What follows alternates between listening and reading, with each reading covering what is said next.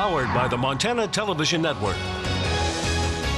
Montana This Morning continues on Montana's News Leader.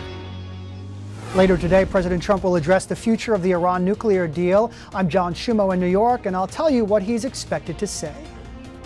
And the city of Bozeman is moving quickly towards building its own combined fire, police, and courts facility. Coming up, why Bozeman commissioners are telling voters that they need to act now. 6:31 on this Tuesday. Our top national story this half hour. Later today, President Trump expected to announce whether he intends to keep the United States in the Iran nuclear deal. CBS News has learned he will not issue a sanctions waiver, effectively ending the arms control deal in its current form. CBS's John Shumo has our details from New York.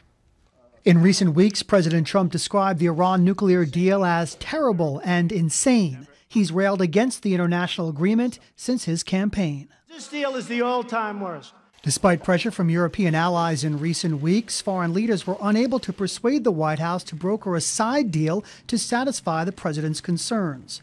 The 2015 agreement lifted economic sanctions on Iran in return for caps on its nuclear program. What happens next remains unclear. President Trump may reimpose U.S. sanctions after a 6-month grace period. He could also take a softer line in order to open up diplomatic wiggle room. On state TV Monday, Iran's president said if America leaves the deal, it would be okay as long as the other countries preserve the terms. He added Americans will be the main losers.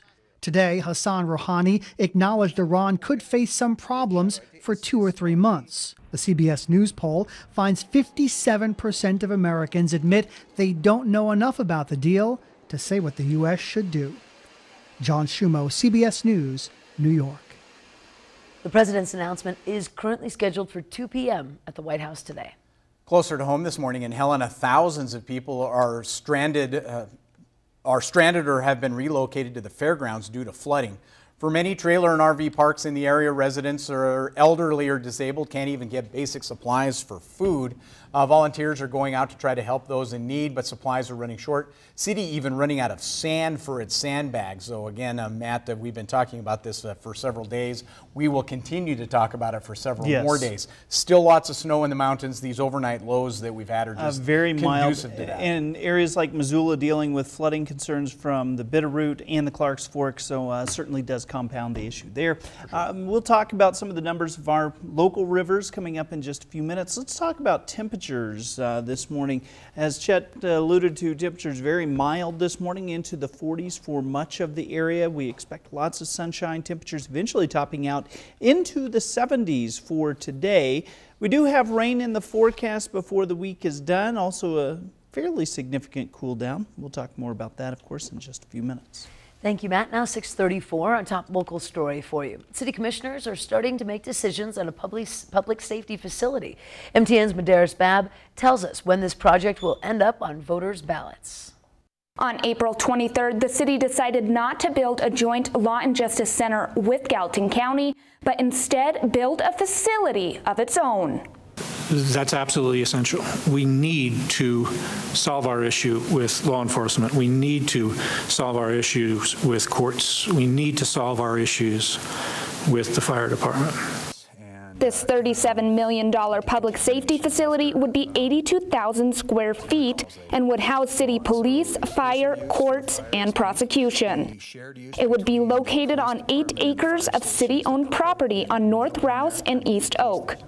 So really what we're doing is planning for growth, and growth in Bozeman is based upon the demand that's for our city services, and it's an urban environment, and we need to think about that in the context of public safety now. City Manager Andrea Surratt says the longer the city waits to build this facility, the more expensive it will be. She advises the project to be put on the November 6th ballot. Because it takes a long time to prepare and plan for those facilities, we need to start now with that, building those foundations. She clarified the average taxpayer would only pay $146 a year if both the city's project and the county's Law and Justice Center were approved. Commissioners agreed with Surratt and unanimously approved the motion for the project to be on the November 6th ballot. In Bozeman, Medeiros Babb, MTN News. Gallatin County has decided to not put its new Lawn Justice Center project on the November ballot in fear of the two projects competing for voters' approval. In business headlines, new numbers from Yellowstone National Park show 4.1 million people visited Yellowstone in 2017, and they spent nearly $500 million in communities around the park. All that money supported more than 7,300 jobs in those communities. Visitors spent 33% of their money on lodging or camping, 27.5% of their money spent on food and beverages, 12% on gas. Park officials say the economic impact of Yellowstone is directly tied to the preservation of the park's wildlife and its scenery. And the numbers are in. It was the most successful year for Give Big Gallatin Valley as it passed its fundraising goal of $1 million in just 24 hours. More than 4,700 donors combined to raise $1.2 million for 194 nonprofits throughout Gallatin Valley. This marks a historic year for Give Big as they raised just shy of their fundraising totals from the past 3 years combined. Eagle Mount Bozeman and Big Sky Discovery Academy brought in the most donations, while the Gallatin Valley Land Trust and Haven boasted the most donors. Bozeman Area Community Foundation's Executive Director Bridget Wilkinson says it's inspiring to see the community to come together and to give big.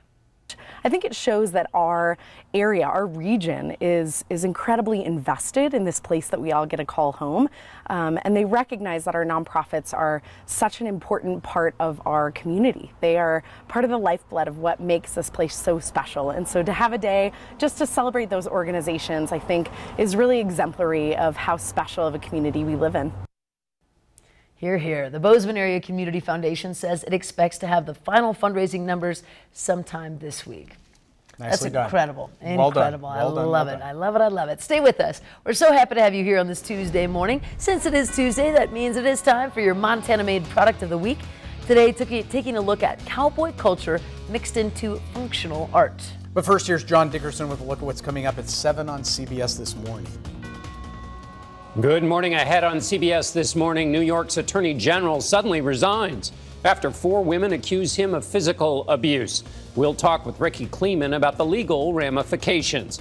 And we got the first look at Uber's plan for flying taxis, why the CEO thinks you may be hailing an Uber Air in the next few years. See you at 7.